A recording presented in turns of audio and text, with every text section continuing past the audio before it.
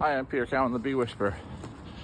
I just wanted to show you what I was doing this year regarding getting the wildflower yard going again.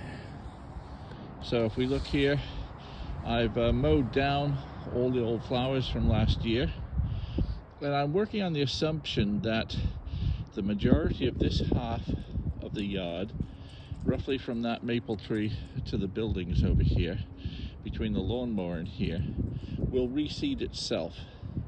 I've cast a little bit more wildflower mix seeds here, and I may come back out here with things like sunflowers when it's warmer in the season. But what I'm going to do is I wanted that far side, for about 10 yards beyond where the lawnmower is, to have a richer, better flowers, so that when we looked out of the kitchen window just over in that corner, we'd see a richer vein of color. So I've already broadcast a couple of big packs of wildflower seeds in the area, and I know there's a lot of grass and stuff already there, so a good deal of it would be choked out. But judging on how well it worked last year, I'm doing it again, only I'm doing it a month and a half earlier than I did last year. And it looks like over the next 10 days or so, we're having rain just about every other day. So that should be good for helping getting those seeds germinating. It'll be in the 50s every day, so a little cool for those seeds, but for Maine, the northeast seeds, they should hopefully do okay and take some root anyway. As I said, I'm not looking to rototill and kill off all the grass. What I'm looking to do is just enrich with wildflowers what I can get to grow here. So let's see how it looks in the end. So I will just set this up, and I'm going to go and scratch it in with my dethatcher. Seeds I'm using are Great Basin seed wildflower seeds here, and this particular mix is the honeybee wildflower mix, and it's for the northeast wildflower mix here for this region, with quite a variety of different seeds in here. I also threw in a few extra wildflower seed packets that I had here, so that's what we hope to do. I'm trying to keep as local as possible, but I must admit I'm not being too particular about what I'm trying to plant, because the chance of much coming up, so a relatively low percentage of it germinates, so I just want to have something better than grass. So that's Great Basin seed wildflower seeds, and they come in these nice little bags too.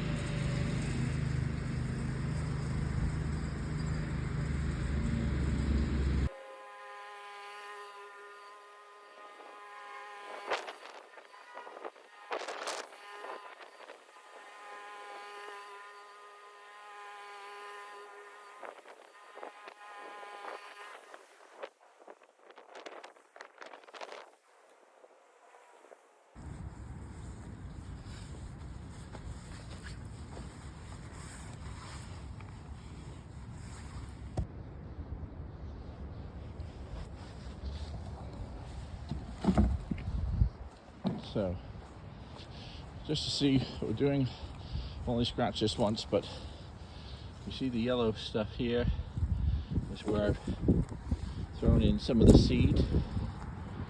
Just a little bit here.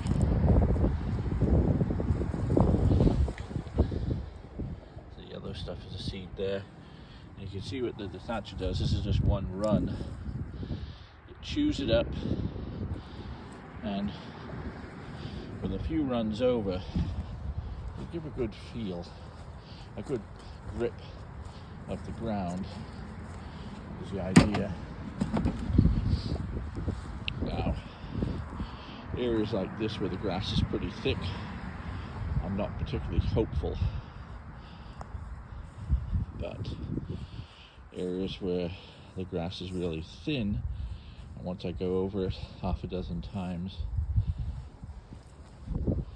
or a dozen times, I'm hopeful that we're going to have seeds getting into the ground. So I want it to be visible from that window there. So you can see I'm going around here, scratching it up. There's a lot of open ground over here, so this is getting well mixed in. And I'll still go over it quite a bit more. But you can see how it's getting scratched up here.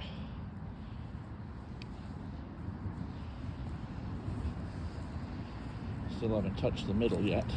Well, a little bit. But I'm going to crisscross, go as well as round in circles. I'll be crisscrossing the whole area.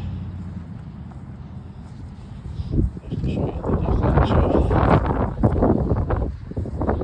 There's the tines there, just sort of scratching in. And every now and again I'm clearing off the straw that I'm building up.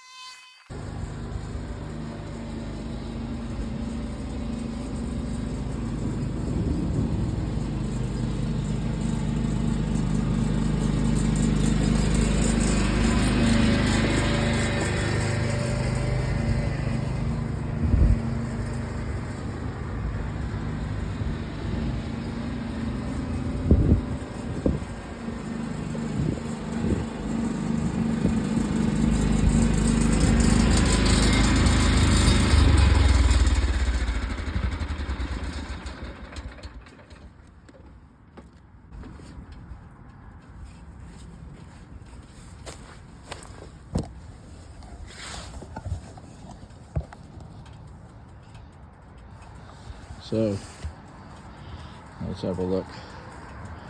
Whereas before I could see those yellow seeds pretty much all over the place, the vast majority now appear to have been pushed into the soil or slightly covered up, which is great.